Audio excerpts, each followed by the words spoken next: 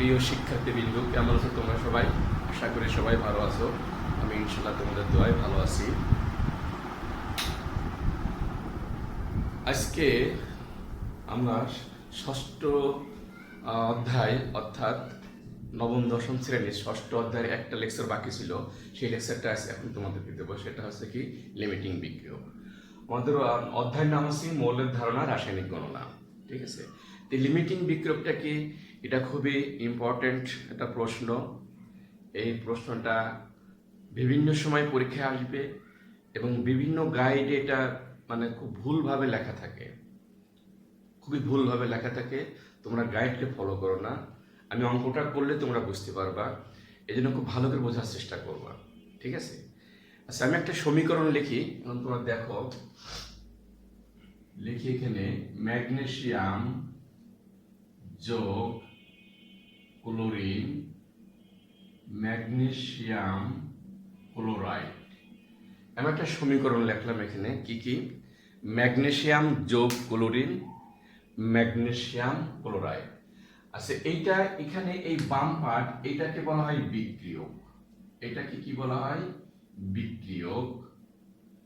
এটাকে বলা হয় বিক্রিয়ক। আর এই ডান পার্টের অংশটাকে বলা হয় উৎপাদ। তাহলে বিক্রিয়ক কাকে বলে?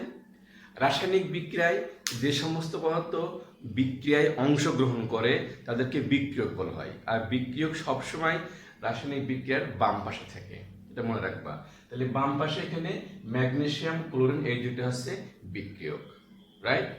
আর ডান পাশে অর্থাৎ বিক্রিয়ক বিক্রিয়া করে যা উৎপন্ন করে তাকে উৎপাদ বলে। বিক্রিয়ক বিক্রিয়া করে যা উৎপন্ন করে তাকে উৎপাদ বলে। এখানে উৎপাদ হচ্ছে কি? Magnesium chloride. ঠিক আছে, এখন আমাদের পঠিত বিষয় হচ্ছে কি? লিমিটিং বিক্রিয়ক। লিমিটিং বিক্রিয়ক কাকে বলে? লিমিটিং বিক্রিয়ক হচ্ছে এক বা একাধিক বিক্রিয়কের মধ্যে যে বিক্রিয়ক অবশিষ্ট থাকে না তাকে লিমিটিং বিক্রিয়ক বলে। মনে থাকবে, এটা খুব ভালো করে মনে রাখার চেষ্টা করবা। এক বা একাধিক বিক্রিয়কের মধ্যে, এক বা একাধিক বিক্রিয়কের মধ্যে যে বিক্রিয়ক অবশিষ্ট থাকে না তাকে লিমিটিং বিক্রিয়ক বলে। ক্লিয়ার? আমি অন্য একটা উদাহরণ তোমাদের বোঝানোর চেষ্টা করি। দেখো, টুয়াইস ম্যাগনেসিয়াম যোগ অক্সিজেন, এখানে হচ্ছে টুয়াইস ম্যাগনেসিয়াম অক্সাইড লিখলাম। এখানে দেখো দুইটা ম্যাগনেসিয়াম ধাতব পরমাণু একটা অক্সিজেনের সাথে বিক্রিয়া করছে। দুইটা ম্যাগনেসিয়াম ধাতব পরমাণু একটা অক্সিজেনের সাথে বিক্রিয়া করছে। ঠিক আছে, এখন যদি প্রশ্ন করা হয় যে চারটি ম্যাগনেসিয়াম, চারটি অক্সিজেন, মনে করো চারটি ম্যাগনেসিয়াম, চারটি অক্সিজেন, তখন এই ক্ষেত্রে অর্থাৎ যদি আমরা এইভাবে লিখি 4 ম্যাগনেসিয়াম যোগ 4 oxygen is equal two magnesium oxide 4 লিখলাম সাপোজ এইটা। এখন এখানে লিমিটিং বিক্রিয়ক কোনটা, এটা আমাদের বের করতে হবে। মুখে মুখে এখানে চিন্তা করো। তাহলে এখানে দেখো উপরের বিক্রিয়ায় দুইটা ম্যাগনেসিয়াম একটা অক্সিজেন অণুকে ব্যবহার করছে, রাইট? এরপর দেখো এখানে চারটা ম্যাগনেসিয়াম, তাহলে কি চারটা ম্যাগনেসিয়াম দুইটা অক্সিজেন অণুকে ব্যবহার করবে, তাহলে কি আরো দুইটা অক্সিজেন থেকে যায় না? তাহলে এখানে লিমিটিং বিক্রিয়ক কোনটা? লিমিটিং হচ্ছে ম্যাগনেসিয়াম। আর ম্যাগনেসিয়াম শেষ হয়ে যাচ্ছে। বুঝা গেছে ব্যাপারটা? আমি আবারও দেখাই। দেখো এখানে একটা বিক্রিয়া লিখছি 2 ম্যাগনেসিয়াম যোগ অক্সিজেন 2 ম্যাগনেসিয়াম অক্সাইড, রাইট? তো এখানে দুইটা ধাতব ম্যাগনেসিয়াম পরমাণু একটা অক্সিজেনের সাথে বিক্রিয়া করে। এইটাকে আমরা লিখলাম চারটা ম্যাগনেসিয়াম এবং চারটা অক্সিজেন। এখন বলা হয় এখানে লিমিটিং বিক্রিয়ক কোনটা?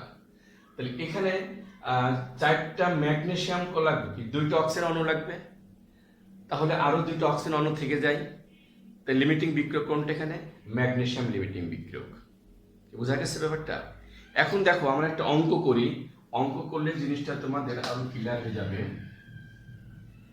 এই যে এখানে মনে করো অঙ্ক ম্যাগনেসিয়াম, এখানে ম্যাগনেসিয়াম এটা আছে 5.05 গ্রাম, ক্লোরিন আছে 14 গ্রাম, উৎপন্ন করতে হবে কত গ্রাম?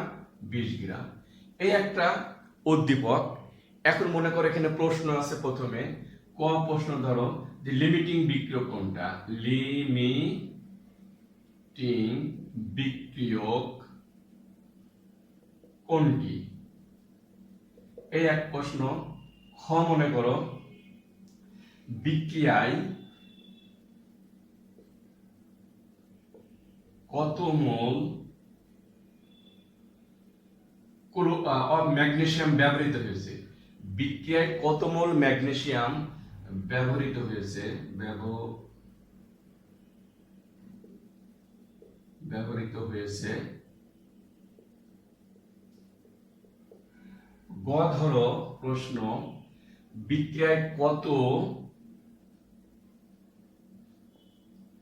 বিক্রিয়ায় কয়টি ক্লোরিন পরমাণু ব্যবহৃত হয়েছে? ঘ ধরো বিক্রিয়ায় কোনটি অবশিষ্ট আছে এবং কত মোল? আর গ লেখো যে বিক্রিয়ায় প্রত্যাশিত উৎপাদ উৎপন্ন হবে কি? বিক্রিয়ায় প্রত্যাশিত উৎপাদ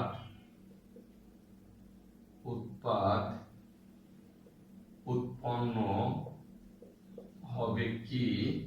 গাণিতিকভাবে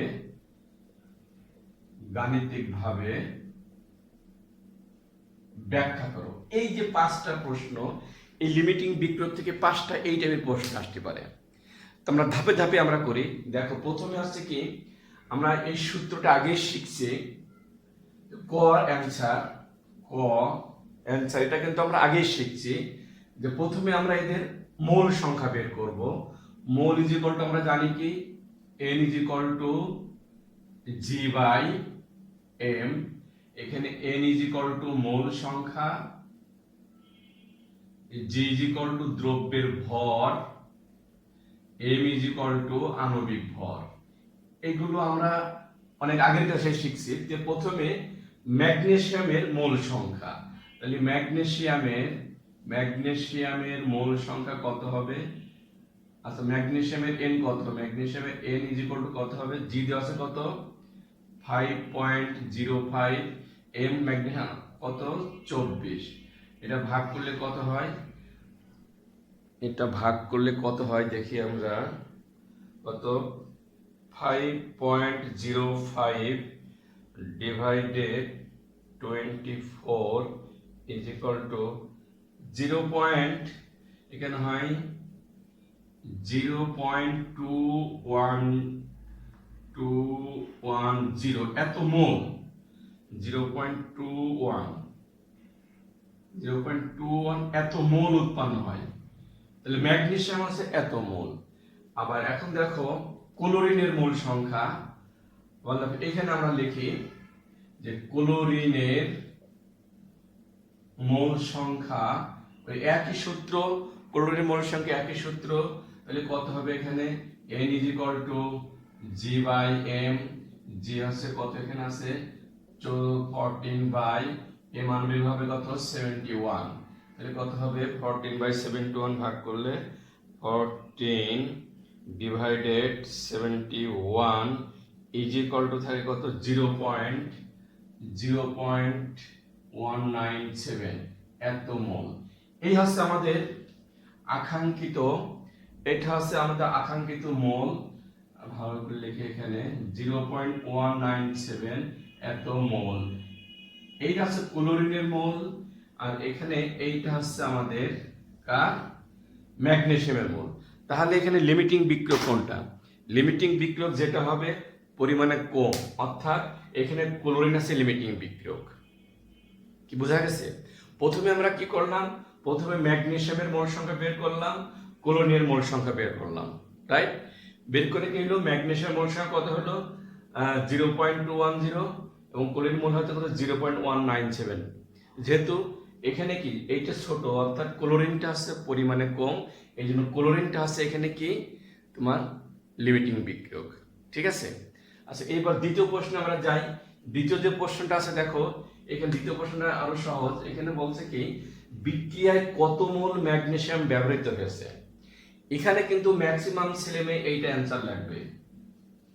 0.210 মোল ম্যাগনেসিয়াম ব্যবহৃত হয়েছে। আসলে এই অ্যান্সারটা হবে কিন্তু ভুল। তার কারণ এখানে ম্যাগনেসিয়াম এই পরিমাণ অংশগ্রহণ করছে, কিন্তু বিক্রিয়ায় ব্যবহৃত হয়েছে কত মোল? 0.197 মোল। এইটা অ্যাকুরেট অ্যান্সার হবে। তাহলে উত্তর লিখতে হবে কি যে বিক্রিয়ায় ব্যবহৃত ম্যাগনেসিয়াম পরিমাণ 0.17 মোল। তার কারণটা আছে কি লিমিটিং বিক্রিয়ায় যদি ম্যাগনেসিয়াম যদি 1 মোল ব্যবহৃত হয়, ক্লোরিনে 1 মোলই ব্যবহৃত হবে। এইটা মনে রাখতে হবে। যেহেতু এখানে ক্লোরিনের লিমিটিং বিক্রিয়ক 0.17 মোল লিমিটিং বিক্রিয়ক, ঠিক এই পরিমাণই কিন্তু ম্যাগনেসিয়াম এখানে ব্যবহৃত হবে, তার বেশি কিন্তু ব্যবহৃত হবে না। এই জন্য উত্তরটা হবে কি 0.17 মোল ম্যাগনেসিয়াম বিক্রিয়ায় ব্যবহৃত হয়েছে। এখানে আছে এত মোল আছে ম্যাগনেসিয়াম এই বিক্রিয়ায় অংশগ্রহণ করছে, কিন্তু বিক্রিয়ায় ব্যবহৃত হচ্ছে কত?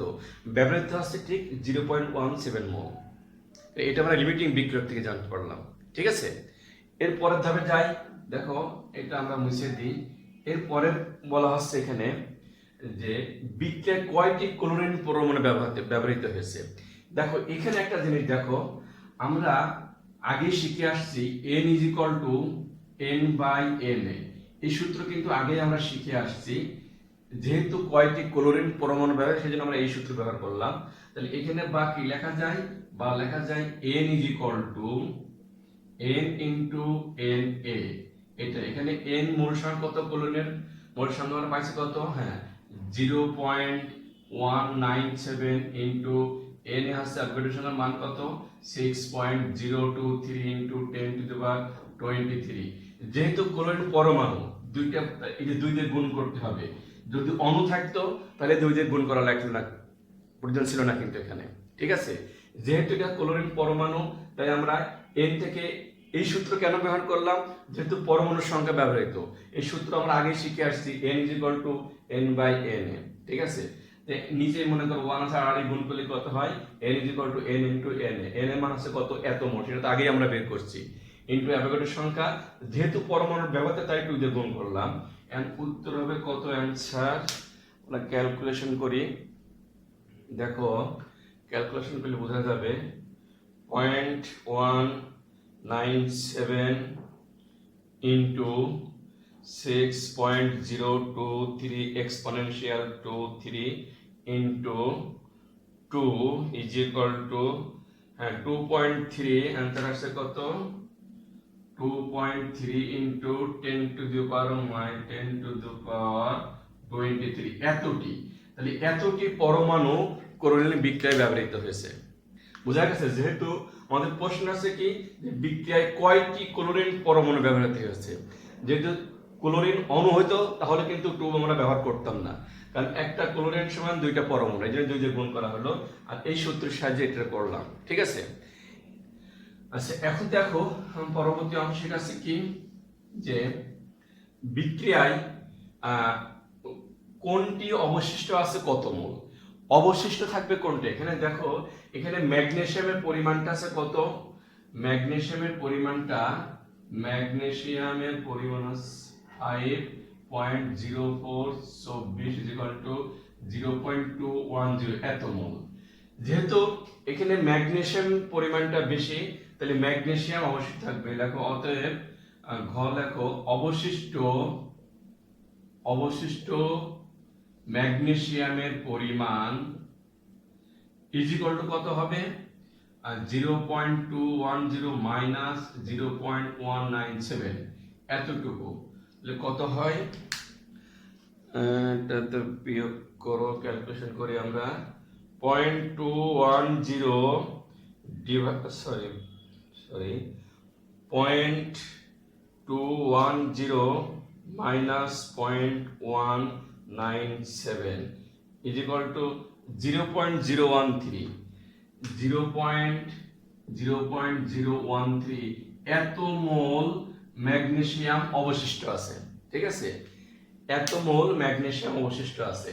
এখন যদি বলা হয় মোলটাকে গ্রামে কনভার্ট করো, তাহলে একই সূত্র, এই যে আমরা এটা লিখতে পারি n = g/m, গ্রামে করলে তাহলে কত হবে, বা g হবে n × m, তাহলে হলো n কত 0.013 ইন্টু কত 24 গুণ করলে কত হয়, এটা গুণ করলে কাছাকাছি হবে, হয়তো একটু কম হতে পারে, ইন্টু 24 কি হলো এখানে দেখি জি এর আছে কত বের করলাম আমরা, এন এত। এখন এন অবশিষ্ট ম্যাগনেসিয়াম পড়েছে এত মোল আছে, এটা আমরা গ্রামে কনভার্ট করব, তাতে এত মোল তাহলে 0. কত হবে এখানে 0.013 ইন্টু 24 = 0.132 এত গ্রাম, 0.312 এত গ্রাম অবশিষ্ট আছে। ঠিক আছে, এই গেল আমাদের টোটাল এই চারটার উত্তর। এখন দেখো লাস্টে যে পার্টটা আছে এখানে, সেটা আছে কি, যে বিক্রয় প্রত্যাশিত উৎপাদ। আচ্ছা আমি এইটুক মুছে দিলাম, শুধু এইটুক রেখে দিই, বিক্রয় প্রত্যাশিত উৎপাদ।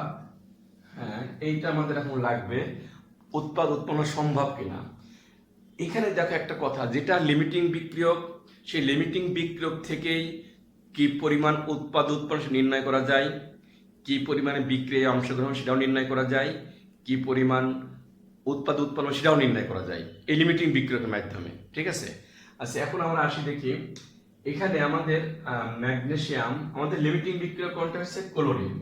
তাহলে এখান থেকে লিখি ক্লোরিন আণবিক ভর হচ্ছে 71, এত গ্রাম ক্লোরিন বিক্রিয়া করে উৎপন্ন করে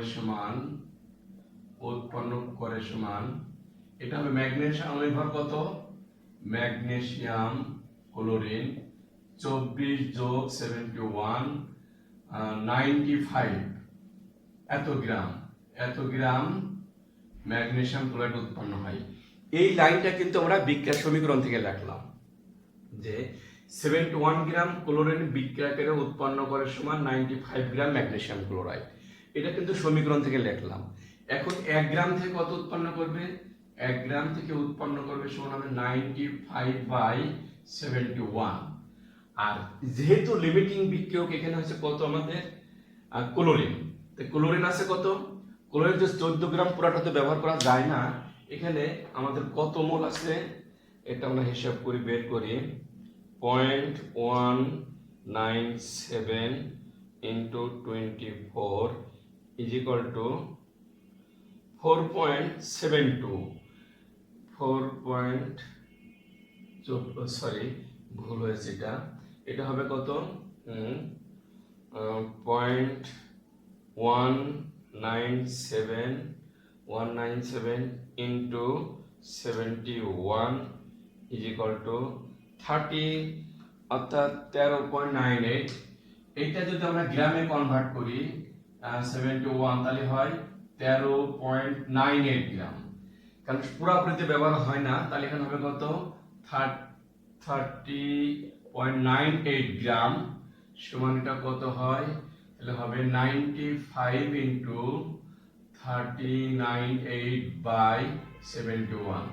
এটা ক্যালকুলেশন করলে কত দাঁড়ায়, এখানে দেখো ইন্টু, হ্যাঁ ইন্টু লেখো, ইন্টু 95 এত ডিভাইডেড 71 = 18.71 গ্রাম, 18.71 এত গ্রাম ম্যাগনেসিয়াম ক্লোরাইড উৎপন্ন হয়। আমাদের কত অ্যান্সার আসলো এখানে, এই যে এত, কিন্তু আমাদের দরকার ছিল কত 20 গ্রাম। তো 20 গ্রাম কেন উৎপন্ন হয়নি, এটা কিন্তু প্রশ্ন। অঙ্কটা কি বুঝতে পারছো তোমরা? এটা আমরা একটু মুছে দিই, এটা তোমাদের লাগছে না। আমরা দেখো আমরা এইটু ক্লোরিনটা রেখে দিলাম। যে আমাদের প্রশ্ন ছিল যে এত গ্রাম ম্যাগনেসিয়াম এত গ্রাম ক্লোরিন বিক্রিয়া করে এত গ্রাম ম্যাগনেসিয়াম ক্লোরাইড তৈরি করতে হবে, এবং এটা উৎপন্ন হয় কিনা গাণিতিকভাবে প্রমাণ করো। তা আমরা এখানে কি করলাম, দেখো এখানে প্রথমে ম্যাগনেসিয়াম ক্লোরিন এদের এখান থেকে যেহেতু আমাদের ক্লোরিনটা আছে কি লিমিটিং বিক্রিয়ক, আমরা যেটা লিমিটিং বিক্রিয়ক সেটা থেকে উৎপন্ন হবে, কিন্তু যেহেতু লিমিটিং বিক্রিয়ক ক্লোরিন, তো আমরা কি করলাম ক্লোরিন মোলটাকে গ্রামে নিয়ে আসলাম 13.98 গ্রাম, পুরোপুরি 14 গ্রাম হয় না, সামান্য কম হয় আর কি। এত গ্রাম হচ্ছে আমাদের ক্লোরিন, এটা আমরা লিমিটিং বিক্রিয়ক থেকে পেলাম।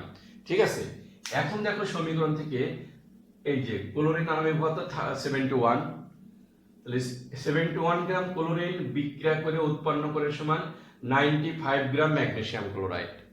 এটা হচ্ছে ম্যাগনেসিয়াম আণবিক ভর। তাহলে 1 গ্রাম কত, এত গ্রাম কত, এখানে আসে কত 18.71 গ্রাম। তাহলে এখানে কি প্রত্যাশিত উৎপন্ন হয়নি। তার কারণটা হচ্ছে কি, কারণটা হচ্ছে ম্যাগনেসিয়াম সম্পূর্ণরূপে ব্যবহৃত হয়নি বিধায় প্রত্যাশিত উৎপন্ন হয়নি। কিছু পরিমাণ ম্যাগনেসিয়াম কিন্তু অবশিষ্ট আছে, এই কারণেই প্রত্যাশিত উৎপন্ন হয়নি। কি বোঝা গেল? তোমার বুঝতে পারছো তোমরা সবাই? এই হচ্ছে আমাদের লিমিটিং বিক্রিয়া সম্পর্কে অঙ্ক। এখানে যেটা কি প্রশ্নে আসুক না কেন তোমাদের এটা পারা উচিত। আমি পুরোটাই করে দিলাম। আরেকটা আছে এখানে দেখো, আরেকটা অঙ্ক আছে তোমাদের উৎপাদের শতকরা পরিমাণ।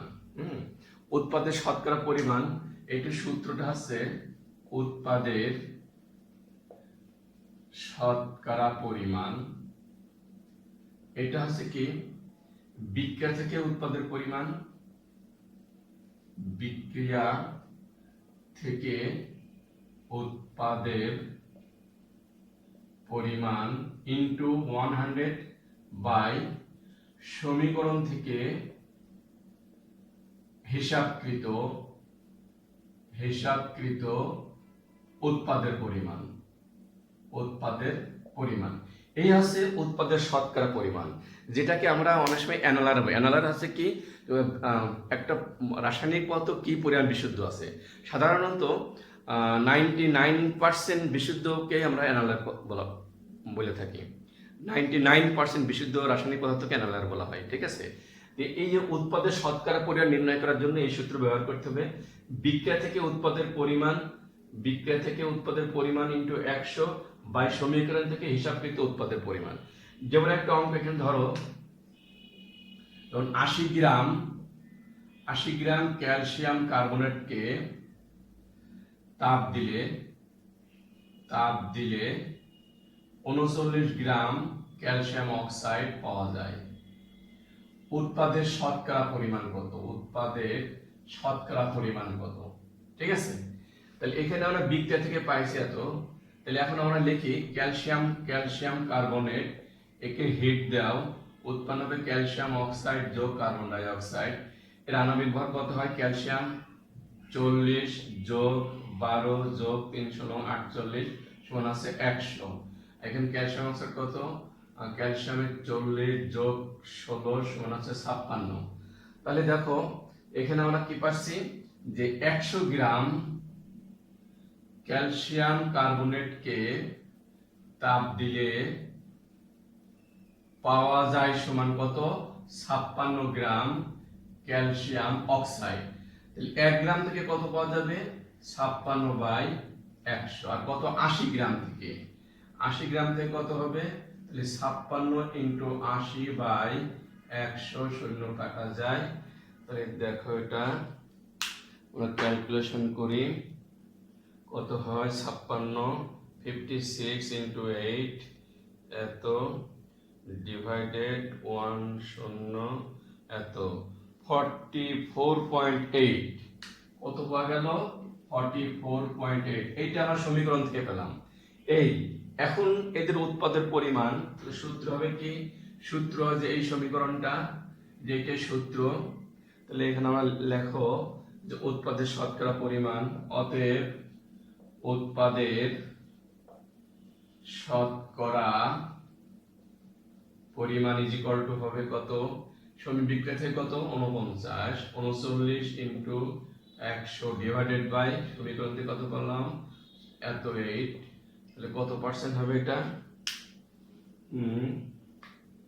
এটা হবে 39 ইন্টু 100 এত ডিভাইডেড 44.8 is equal to 87.05%। 87.05%, এত পার্সেন্ট হচ্ছে আমরা পেলাম। এই হচ্ছে আমাদের উত্তর। অর্থাৎ উৎপাদের শতকরা পরিমাণ নির্ণয় করতে হলে তখন আমাদেরকে বিক্রিয়া থেকে উৎপাদের পরিমাণ ইন্টু 100 বাই সমীকরণ থেকে হিসাবকৃত উৎপাদের পরিমাণ লিখে, যেমন এখানে 80 গ্রাম ক্যালসিয়াম এত গ্রাম হচ্ছে আমাদের বিক্রিয়া থেকে পেলাম আমরা, এটা পরিমাণ নির্ণয় করলাম কত, তখন উৎপন্ন হচ্ছে কত গ্রাম? 44.8 গ্রাম। মানে এই সমীকরণ হবে কত? 39 into 100 by 44.8 is equal to 87.05%। এই হচ্ছে আমাদের এই অধ্যায়ের মোটামুটি মৌল রাসায়নিক গণন অধ্যায় শেষ। ষষ্ঠ অধ্যায় মোটামুটি তোমাদের শেষ। আজকে যে জিনিসটা করালাম এটা কিন্তু ইম্পর্টেন্ট। লিমিটিং বিক্রিয়াটাকে ভালো করে বুঝার চেষ্টা করবা। গাইড তোমরা গাইডে কিন্তু বিভিন্নভাবে করা আছে, বোঝা খুব কষ্ট হবে, অনেক বড় করে করা। আমি কিন্তু খুব অতি সাধারণ ভাষায় তোমাদেরকে এটা করে দিলাম, তোমরা এটা বারবার প্র্যাকটিস করবা। ঠিক আছে, এই অধ্যায় শেষ। পরবর্তীতে আমরা পরবর্তী অধ্যায় পড়বো। আজকের মতন এখানে শেষ। আল্লাহ হাফেজ।